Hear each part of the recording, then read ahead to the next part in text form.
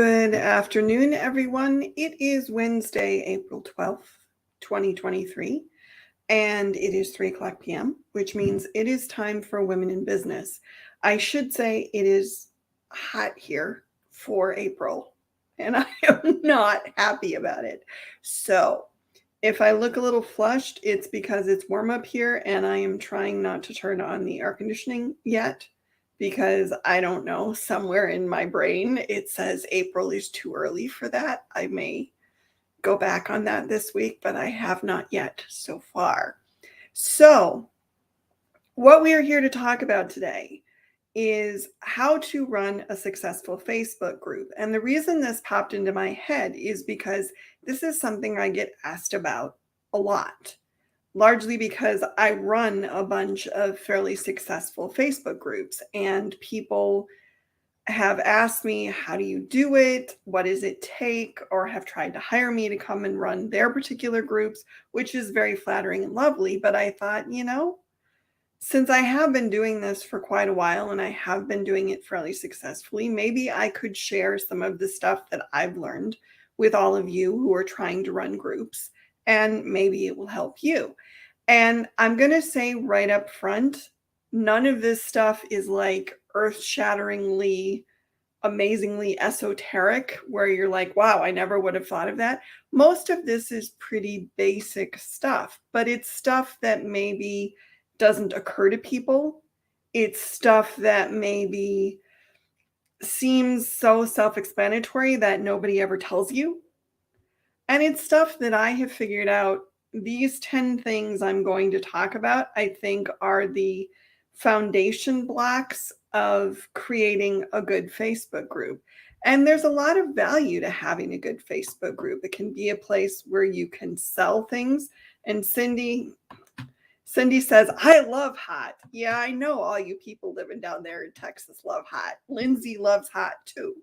The problem with that is that I am not built for hot. I am pale. I am round. I am not suited for warm weather. So as soon as the temperature goes above like 60, I'm like, yeah, count me out. I should go live. If there were still ice floes with polar bears on them, I should go live there with the polar bears. But since there aren't anymore, that's rather a problem. Anyway, not what we're here to talk about. What we're here to talk about is how to build a successful Facebook group. And the first thing you need to do before you even start your group is know why you're starting it. And here's the reason behind that. People think, because there are gurus out there who will tell you this, if you want to have a successful business, you need to have a Facebook group. And so they start a group, but they don't know why they're starting it. Or they start a group figuring that they'll have a captive audience to which they can sell. Going to give you a free tip right now. If your group is all about selling your stuff and nothing else, you may have people in your group, but they ain't paying attention and they probably aren't showing up in the group very often. And they're certainly not contributing anything, because no one wants to be sold to all the time.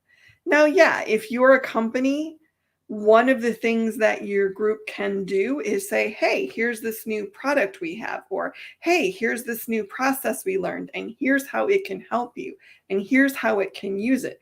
There are lots of ways to subtly sell. I have talked about that in previous shows. I may do another show about it at some point, but there are a lot of ways to do that. But that should be a minor purpose. Let's put it that way. The group's purpose can be any number of things. It could be that it's a group for people who like a particular thing, a particular book, a particular movie, a particular genre of movies, a particular sport, cars, pets, whatever it is. It could be a group that has something in common. We're all first-time moms. We're all people who like pickleball, whatever it is. But there has to be something that pulls the group together. There has to be a reason that the group exists beyond, hi, I want to sell something.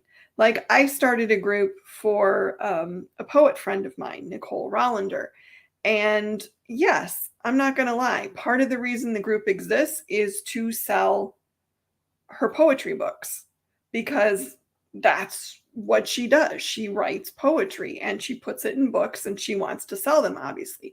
But that's not the whole purpose of the group. We also talk about what poetry is. We talk about the meaning of her poetry. We try to get more people involved in reading poetry.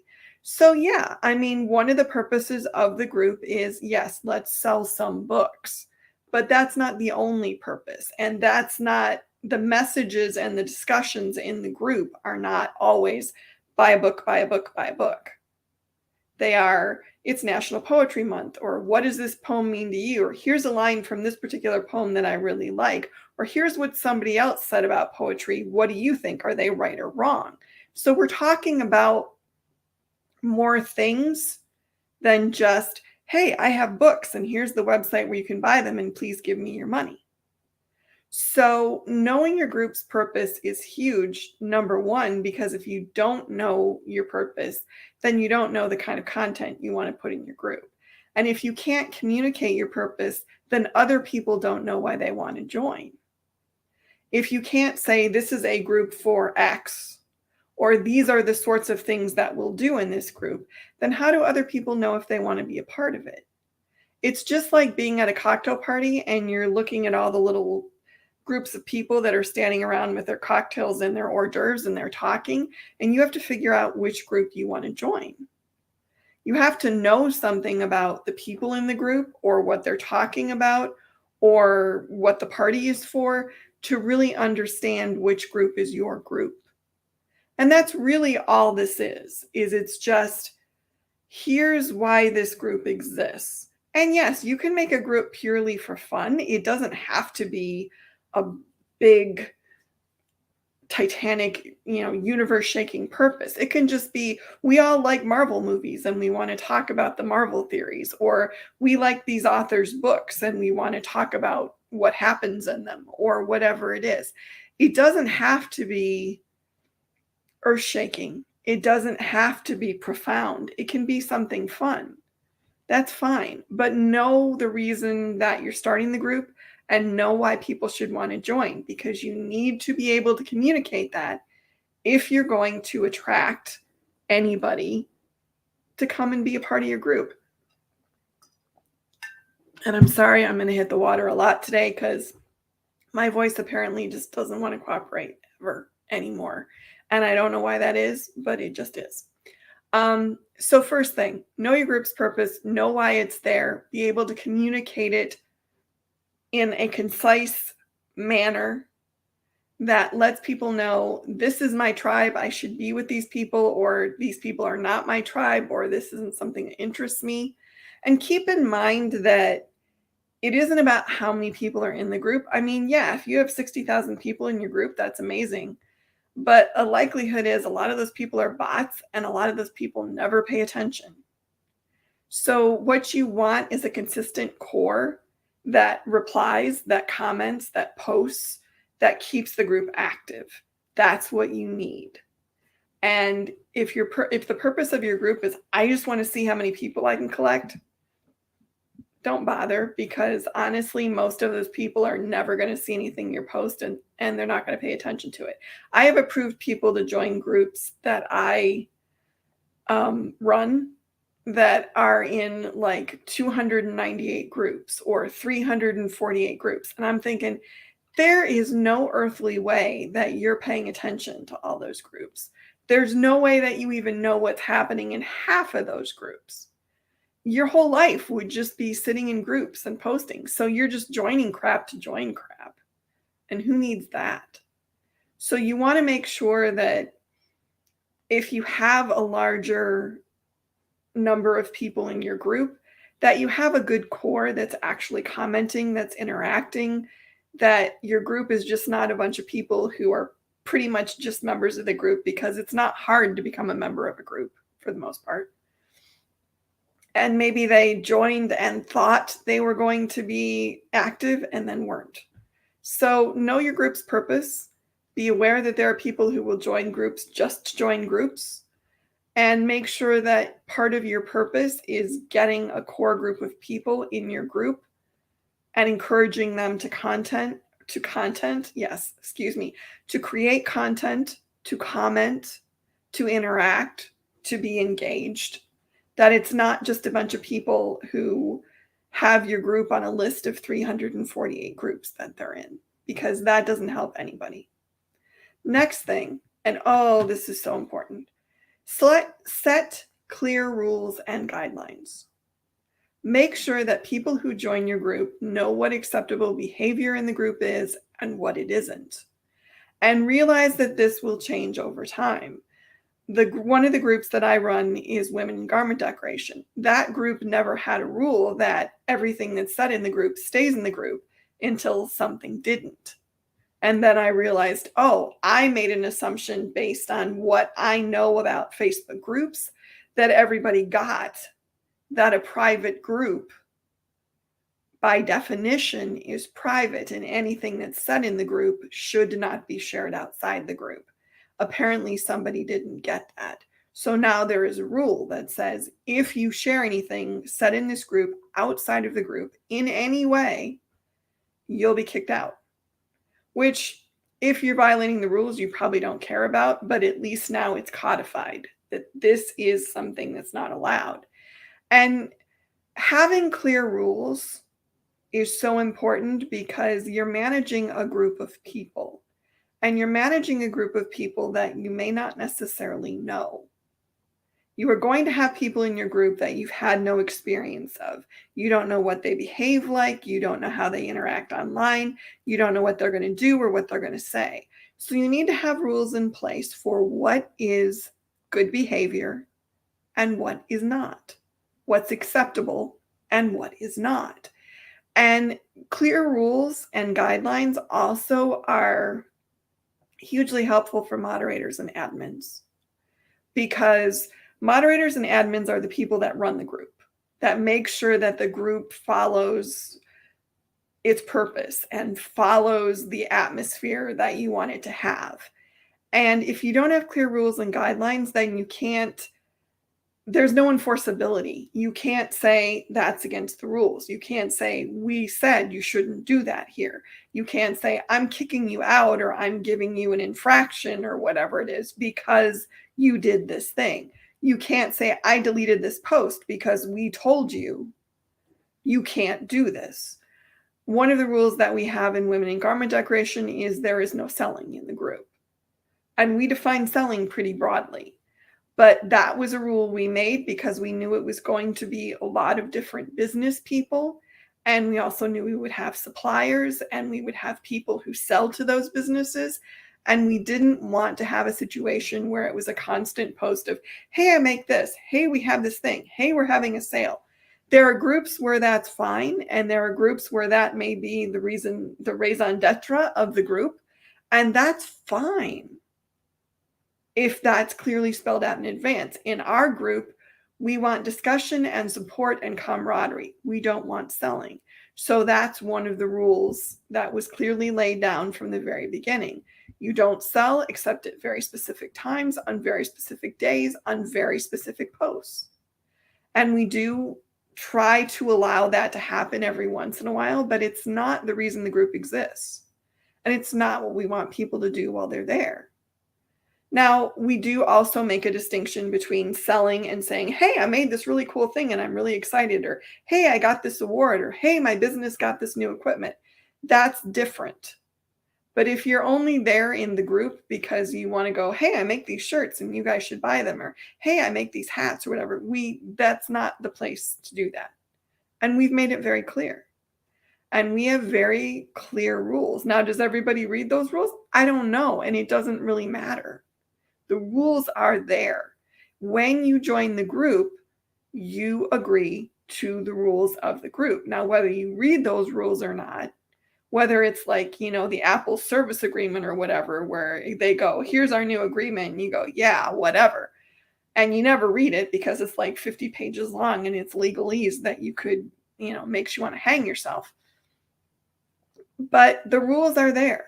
And if you join the group, you are implicitly agreeing to abide by our rules. If you don't abide by the rules, then too bad for you, because you might get kicked out.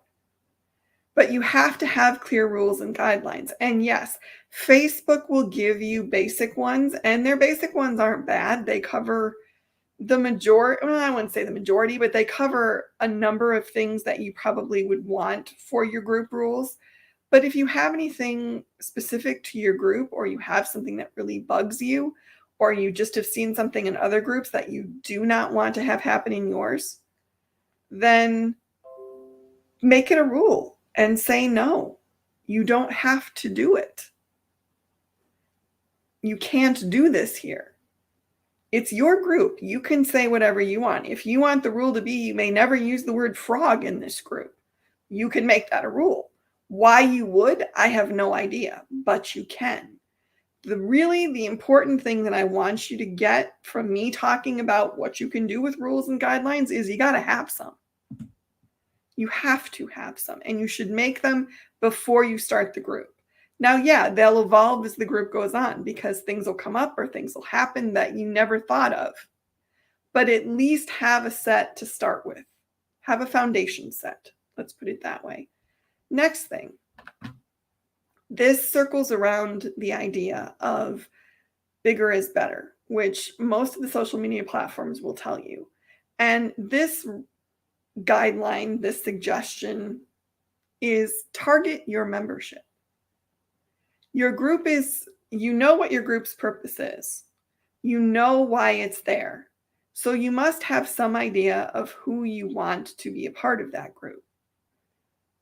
Now, this can be as wide or as narrow a definition as you want it to be. For the women in garment decoration, who is a part of the garment decoration or promotional products industry in some way. Now, since I founded and run the group, and I am tenuously at best connected to that industry, then we interpret that the way we want to interpret it.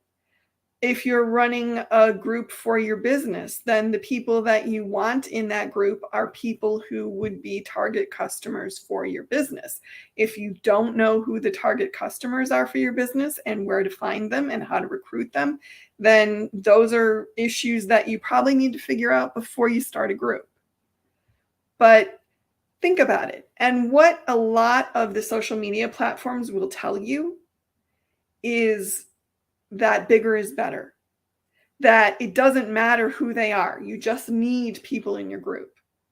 But you really don't, because if they're there and they don't care what you're doing, if they're there and they don't want what you're selling, if they're there and they don't have any interest in the reason behind the group existing, then they're not worth it. And that's, I mean, that sounds a little harsh, but it's really absolutely true. If they're there and they're not people who want what you have to offer, who are interested in what your group is about, who are going to be motivated to contribute and be a part of the group and potentially buy what you have to sell or support your business or support your cause or your goal that your group is centered around, then they're not worth it. And it doesn't matter if you can go on a podcast and say, I have 16,000 people in my group. If it's 16,000 people who aren't paying attention, then you don't have anything. And what's really, really interesting, and this is a controversial thing, I will admit, and I'm on the fence about it myself, but Facebook created this @everyone tag, which is supposed to notify everybody in your group if you put it on a certain post. You can only use it once a day. I'm on the fence about this. I know a lot of other people are too. Part of me thinks, ugh, I don't like that kind of stuff. I've never liked that kind of stuff. Another part of me is very intrigued by it, because the interesting thing is when you use @everyone, you will sometimes see people show up in your group and comment or like something that you haven't seen maybe ever. So @everyone can be a pretty interesting way, let's put it that way, to find out who's actually participating in your group and who isn't. and how much or how large the percentage is of people who are members of your group who are actually contributing to the group. So, and keep in mind that your level and percentage of people contributing and people interacting is going to be higher if your group is smaller. A smaller group, it's more likely that people are going to be interested and engaged. Now, does that mean big groups are bad? No, it just means with a bigger group, you're going to have a higher percentage that are probably not paying attention, just because of the odds of the numbers game. And, that's part, I think, of having a group. And that's also part of it being fairly easy to get into groups. So you can, on a whim, go, oh, that group looks interesting. I'll be a part of that. And then if you're in 348 groups, you may not even remember that. I run, I don't even know how many groups it is right now. 8, 9, something like that. It's hard for me to remember just the groups that I run. And sometimes one will pop up and I'll go, oh, yeah. Which, I mean, granted, some of these are very specific groups for a very specific thing, and we only need them at very specific times. But it's funny when you realize that, oh, I have this group and I kind of forgot about it. But it's like, the squeaky wheel. It's the group that's actually doing things that gets the attention. So when you're recruiting people to join your group, make sure you know who you want.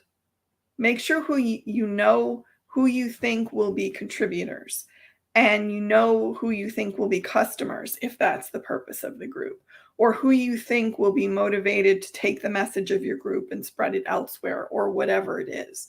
So have some idea of who you want to target and who is not a suitable, that's not the right word, who is an ideal member of your group and who isn't. And also, don't be afraid to say, my group is only for new moms. My group is only for women. My group is only for Black men. My group is only for people get very up in arms about that sometimes, that you can't exclude men from an all women's group, or it shouldn't be just Black women, or it shouldn't be, Indian teenagers or whatever it is. Or it shouldn't be people with, cerebral palsy, or it should be open to everybody. There are some things that only people who are, and it could be of the same gender, it could be of the same sexual preference, it could be people dealing with a specific disease or a specific issue. There are some things that certain people will understand and other people won't. And there's nothing wrong with wanting to have a space to talk about things that only people who are going through similar circumstances are going to understand.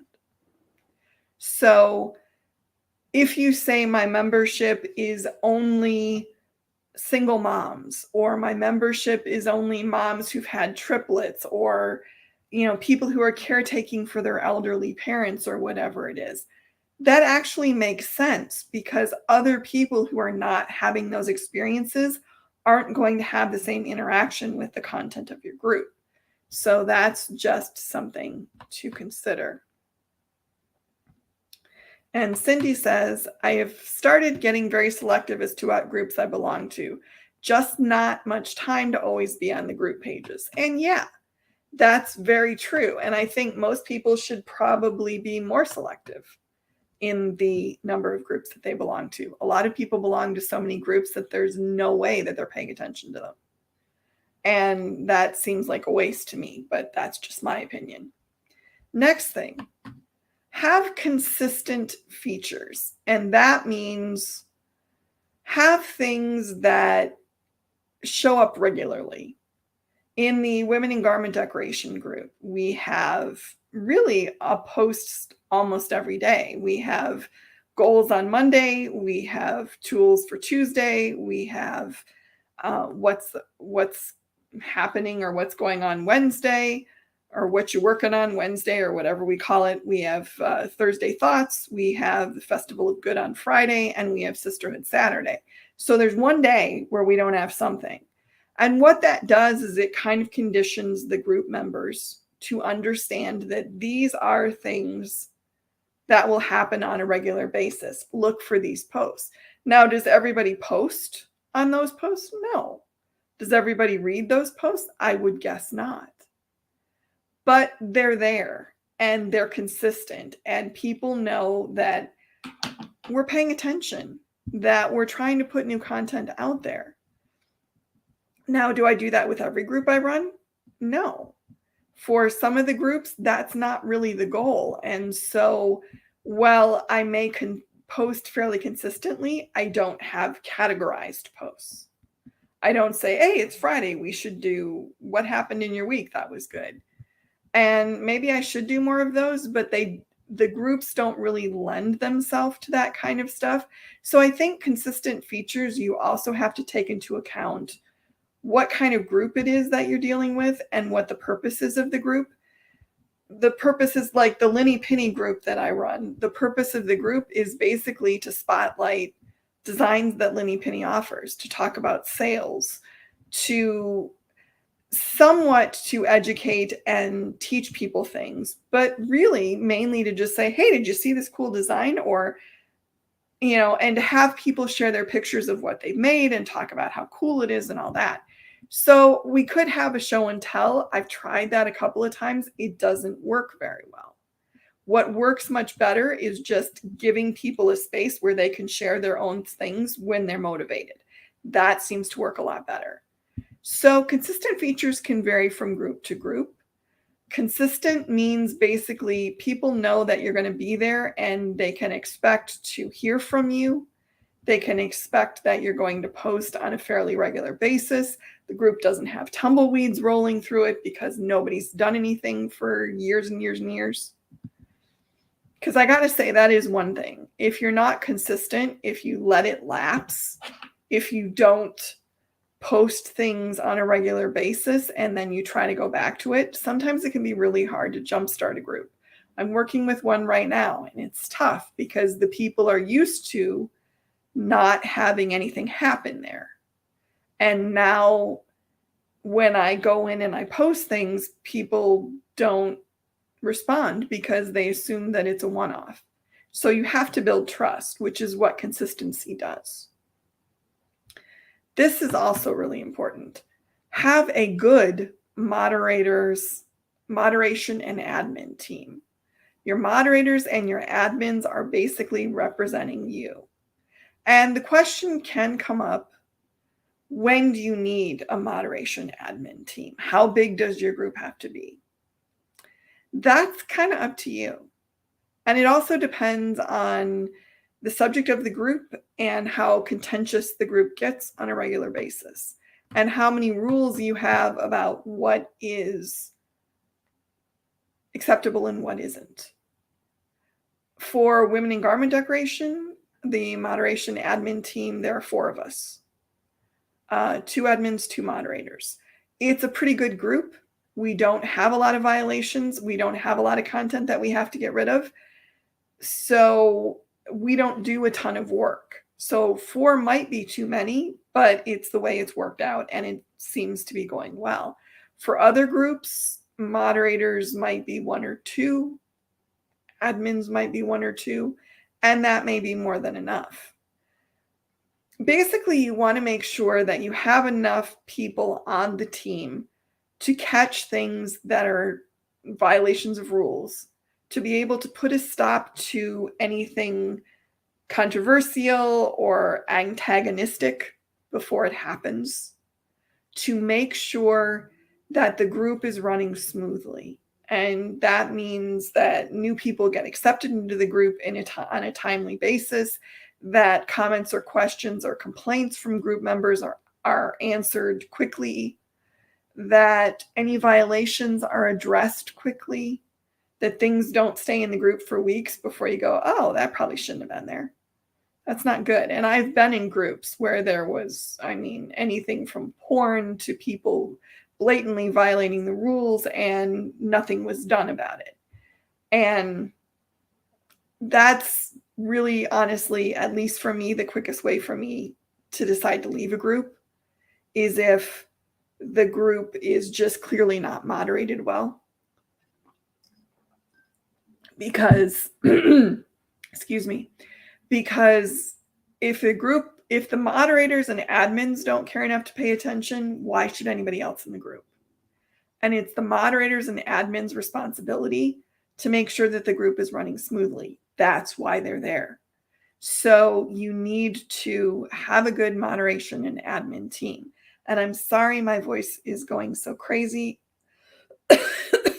I don't know why it's decided to do that. The only thing I can think of is it's really dry out right now. I'm not sure. Anyway, next thing on my list, provide good content.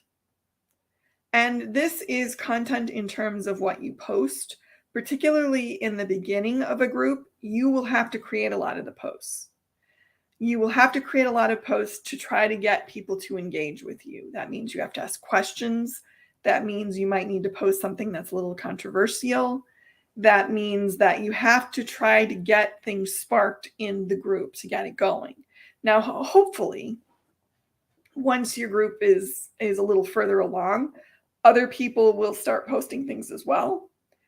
And then your job will be to respond. And honestly, what's really sad, I think, for a lot of groups is that responding is the thing that people miss most consistently. Being responsive is, I think, honestly the key to having a good group. And that means when somebody gives you their attention, when they comment on a post in your group, you like it, you comment back, if it's you, especially if it's your post. Now I do 4 posts a week in women in garment decoration. Monday, Thursday, Friday, and Saturday. And I may do other posts in between, but those 4 I do every week. That's 4. This is 5. That's 4. I'm making myself laugh. So when I do a post, I pay attention to who comments and I go and comment back. And consistently, those posts get a reasonable number of comments. Now, is it harder for me to go and have to come up with something at least a little bit substantive to say? Yeah, it takes more time. I try to say something other than just, oh, good job, or, yay for you, or whatever. And sometimes I do default to that because honestly, I can't think of anything else to say, or it's just in the moment and I want to say something, but I don't have a lot of time to craft a response. But I try to comment something specific. I try to respond, and it gets more engagement. Nothing is worse than having a group where you're after people to talk to you and then they do and you don't respond to them. And yes, the response can be a like or a care or a sad face or a laugh or whatever it is, an emoji basically. Sure, it can be that. But commenting is important, and we'll talk about this a little bit later. But the first thing, in order for there to be things for people to comment on, is you have to make sure that you provide good content. And good content is also, and providing good content, I should say, is also encouraging other people to post. And that may be as simple as just putting a post up and saying, hey, I know you guys buy designs from me. Show me what you made. Or, hey, I'd love to see what you've done with X thing. Or, what do you think about this new thing that's come out? Or, what do you think about this new rule that's in the industry? Or, what do you think about this merger that happened? And yeah, a lot of it is going to be questions.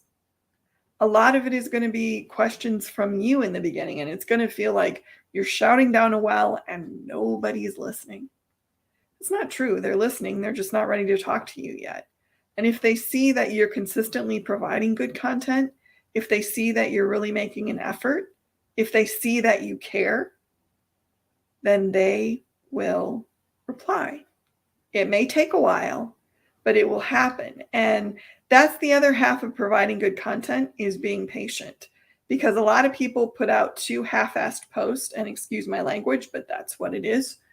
And then they get really upset that nobody's replying. Think about your content. Get creative with what you're posting. Put some effort into it. This is also another question that people ask me a lot is, what about automation? Now, I used to be, I will fully admit this, I used to be really, really anti-automation. I did not like it. I did not think it was useful. I didn't care for it at all. I have since been semi-converted a little bit. There are places where automation is useful. I will admit it. I use it sometimes myself. When I have a good idea for a post, when I know that I need to be somewhere else, or I need a day off from social media, I will sometimes schedule things ahead. Or when I know there's a post coming up on a certain day and I'll get it done the night before so I don't have to worry about it that morning, then I will automate. One of the problems with automating everything is that, for the most part, in order to avoid any kind of issue with a conflict with a holiday, or a conflict with an event that's happening or whatever, which you can't know in advance necessarily.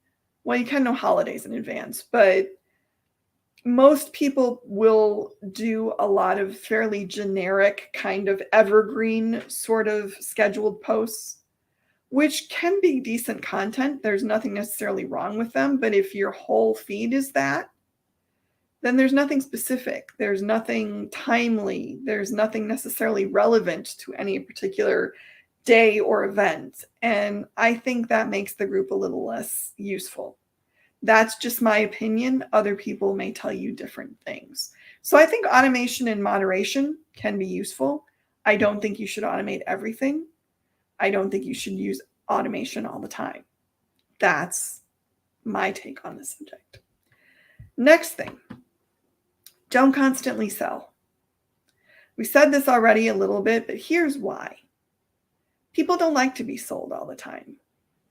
Even if your group is for your company and the goal of it is to cultivate customers to buy your stuff, you should probably maybe sell only about a third of the time. The rest of it should be, here's what we're learning so we can serve you better. Here's the new piece of equipment we got. Here's the really cool new technique that we learned. Here's this cool thing we made for X customer. There are lots and lots of ways to subtly sell without being blatant about it. One of the biggest mistakes I see people make on their pages and in their groups is to have one picture and one sales message, and they just post it over and over and over again. That's basically the definition of insanity. If you're not familiar with the definition of insanity, it is doing the same thing over and over again and expecting different results. And let's not even touch on the fact, which I'm going to now, that most of the time the picture these people are posting is a bad picture, and their sales content is horrible too. So not only is it the same message over and over and over, it's not even a good message over and over and over. So yeah, selling is part of most companies' use of social media, but there are a myriad of ways to do it that can be helpful, that can be useful, that can be subtle, that can do the work of selling without standing with a bullhorn on a table, screaming at your customers, give me your money, because they don't want to do it if you're forcing them to do it. They don't want, and you also don't want people in your group to feel like the only reason they're there is because you want their cash. You don't want that. That's not useful. That's not helpful. So don't do that. And this is something that, and the response I get from some people is I'll say, you can't sell all the time. And they'll say, well, that's the whole point of this. That's why I'm spending the time on this. And I come back with, well, you have to spend time getting to know the people in your group. You have to spend time building the group. You have to spend time building social capital. You have to spend time building your community. And once you have done all that stuff, which is sunk cost, then maybe you can sell. But even then, you can't sell all the time because you're going to turn people off and they're going to go elsewhere. And you don't want that, especially if you spent a lot of time building this group. So keep that in mind. Selling can be part of a group. It may even be the purpose of a group, but it can't be the only thing you do, and it can't always be blatant. And if you want to learn more about subtle selling, let me know you want to learn more about subtle selling, and I'll do a show on that. I have no problem with that. I think I did a show on that back a while ago, but I can do another one. I don't have a problem with that. Next thing, and we talked about this a little bit before, but I want to talk about it again.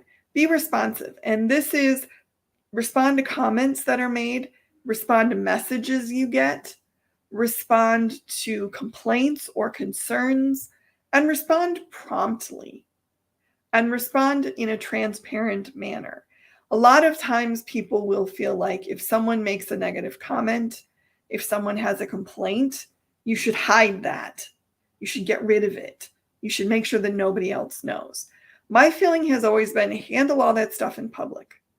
Let people know that you are not afraid to hear something negative. Be transparent for a couple of reasons. Number one, if people see that you're not afraid of criticism, if people see that you're willing to deal with negative feedback in a positive manner, that's going to be a positive thing for you and your company. The second reason is chances are if someone is annoyed enough that they've complained to you, they've complained to other people. If you brush their complaint under the rug, if you ignore it, if you try to minimize it, if you're rude about it, you're just going to do a lot more damage to yourself. And the third reason is if you handle it in a public manner, if you're transparent about it, then you get to put your side of the story out there too. If someone's complaining about bad product, if someone's complaining about a late order, if someone's complaining about any number of things, you can put your side of the story out there. And sometimes your side of the story is, you know what? Yeah, we screwed the pooch on that one. We shouldn't have done it that way. We really messed up and we're sorry, and here's what we're going to do to make it right. And what's paradoxical about that is if you go in and someone's complaining and you say, yep, you're totally right. We just really screwed that one up. I'm really sorry. And you don't make excuses and you don't blame them and you don't try to minimize it. You just say, yep, I'm taking responsibility. You first of all diffuse the original complaint. And second of all, other people are more likely to want to work with you because here's a person who cares about what they're doing. Here's a person who's willing to take responsibility when they know things weren't as good as they should have been. Those are the kind of people that your customers want to work with. They don't want to work with the people who whine. They don't want to work with the people who justify. They don't want to work with the people who always blame it on somebody else. And they don't want to work with the people who won't take responsibility. And they certainly don't want to work with the people who ignore the complaints. They want to work with the people who handle them in a timely manner, who take responsibility when they need to, and who are honest and transparent. None of those things are hard to be. But for a lot of businesses, they really seem to be tough, and that's just not right. So keep in mind that when I say be responsive, responding to people commenting on posts in your group is like the bare minimum. That's like the foundation level. That's like doing 2 sit-ups, basically. It's like the least possible thing that you can do. You also have to respond to messages. You also have to deal with complaints. You also have to respond to people who have suggestions about what the group should be or things you could do, or who ask you if they can do something in the group or whatever it is.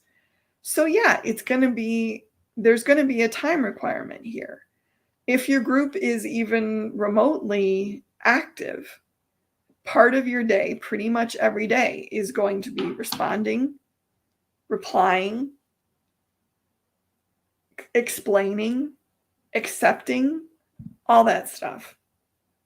And you just have to be aware and ready for that, because that's what it's going to be. So I just realized that I put one of these in here twice. Apparently, I felt so strongly about don't constantly sell, I put it in my list twice. That makes me laugh. But it is a good point. And it is, I think, if there is one thing I would want you to take away from this, it is that. Don't constantly sell. But I'm not going to go into the whys of that again because I just did. Last thing I want to talk about. Let the people in your group know they're valued. And that means, first of all, again, bare minimum, respond to them, interact with them, build bonds of trust with them. That's important. Let people know that they're valued and that you're grateful that they're a part of your group. If you have the ability, do a giveaway, do a contest of some kind. Let people in your group have the ability to win something, a service, a product, whatever it is. That's another way you can do it. Just say it. Post a thank you post. And do it consistently. Don't just do it once and then figure everybody knows. New people will come into the group all the time. Another way to let people know they're valued is to welcome new members on a regular basis. I have to admit, this is something that I've gotten away from because we have new members consistently in some of the groups, and it got pretty boring having constant welcome, welcome, welcome posts. So I kind of stopped doing them. But let people know. Some people, when they, enter a new group, will do their own post and say, hey, I'm so-and-so from such and such. Comment on that post. Say thank you for being here and ask them questions about their life or what they're doing or what they want to get out of the group. That's another thing you can do. Ask questions of your membership. What do you want out of this group? What would you like to see us do in this group? How can we help you in this group? What are you looking for in this group? Letting people know that you want their feedback, that you're interested in what they're looking for and why they're there, lets them know that you're not just running a group for the heck of it, or you're not just running a group to see how much cash you can generate, that you really care about the people who are there and you want the group to be beneficial. And never, ever, ever, ever underestimate how much it means to people to know that they're valued, that you appreciate that they're there, that you appreciate that they're giving part of their precious time and attention to you, however little that might be. It's important. And honestly, it's probably more important the longer your group exists. In the back of my head right now, I'm going, when's the last time that I told people in my groups that I appreciated them being there? And I'm realizing that maybe it's been a while and I need to do something about that. So don't take them for granted, because if you take your group membership for granted, then you'll find that they'll move on to places where they're not taken for granted. And that's not going to be good for you. So you don't want that. If you've spent the time building up a group, if you've spent the time creating a group and trying to build it, then let the people who are giving of their time to you know that you appreciate that, that that's valued, that that means a lot to you, that that's why this group is here. Because people who are valued are people who will talk back to you. They're people who will engage with you. They are people who will be part of a vital and vibrant group that actually does, I went Scottish for a little bit there, that actually does what you want it to do. And those are my tips. Like I said, nothing that's like earth-shattering or that nothing that isn't something that most people could have figured out. I'm just sharing them with you in case you haven't figured them out. And hopefully they're helpful to you if you're running a group. If you want to talk about running a group further, if you have any other questions for me, you can always contact me. You can find me in the Women in Garment Decoration Facebook group. You can find me on the Women in Business Facebook page. You can find me a number of other places, Applique Getaway, Linny Penny. You can send me an email, whatever it is that you want to do. I'm always open to talking to people, and if I can help, I certainly will. And thank you all to listening to me in my craggy voice today. And I will be back next week with another edition of Women in Business. Thank you, everybody. See you next Wednesday. Bye.